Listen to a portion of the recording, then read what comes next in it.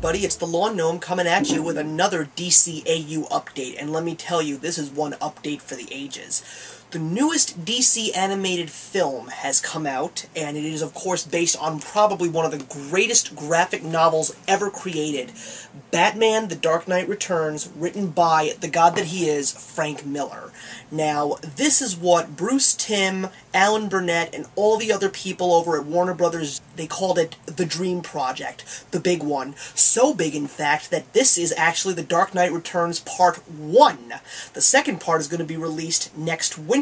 So it was a animated depiction of the first two graphic novel pieces in the whole four-part saga. And I definitely will say this. For the longest of times, my favorite DCAU film was Batman Under the Red Hood, just because of the richness and the acting and the storytelling and just how far the bar was pushed.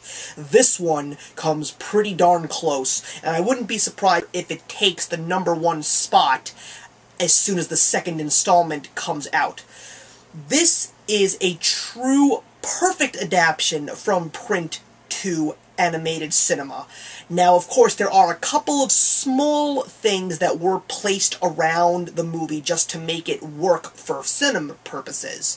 They're very, very subtle. You barely notice them. I just noticed them because I read the first two parts of The Dark Knight Returns right before the DVD came out, so I just wanted to prepare myself. But it was so beautifully put together, and this is also, mind you, one of the major stories that Christopher Nolan based his Dark Knight trilogy around, so you definitely see a lot of his feeling in this animated film.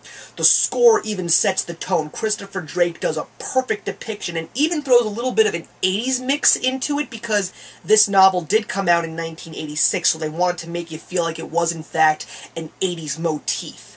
Now, the negative thing that I could say about this movie was probably just the way that some of the characters spoke. They spoke in very comic book slang. Now, not to say that that's a bad thing, because I would say, if I were to guesstimate, 5% of the audience that actually saw this movie are probably people that never read the comic. Most of the people that probably have bought and seen this movie are faithful to this comic book. So it wouldn't be such a huge thing, but it's definitely something that, if you've never read The Dark Knight Returns, you might think that it's a bit kitschy, I guess.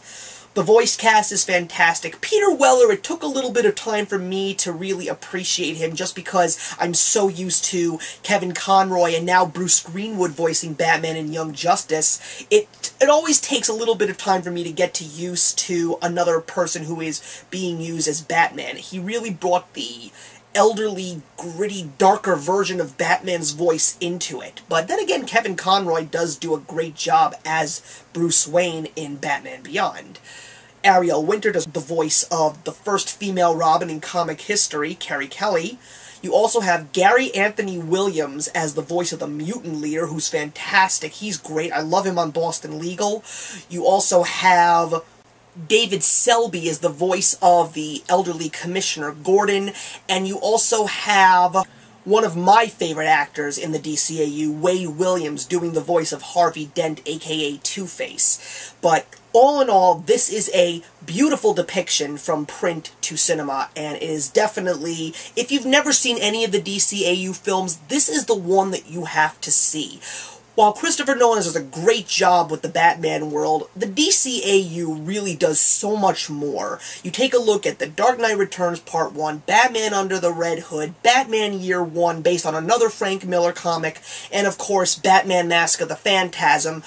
There's just so much more that you can do with animation, and especially seeing this specific Batman story, the one that really changed everything. It was just so awesome, and I absolutely adored this movie. Just want to let you know there are a few spoilers coming right now. I'm really excited to see the second part because Michael Emerson is voicing the Joker, and Mark Valley, another actor that I love from Boston Legal, is voicing Superman in Part 2. So that's it, guys. Comment, like, and subscribe. Definitely check out this movie. I'm very excited to see and review The Dark Knight Returns Part 2, but you'll see a DCAU update relatively soon, especially with the fact that we've got Young Justice coming back from a long hiatus, and the second season of Green Lantern, the animated series. So for now, just remember that actions speak louder than words.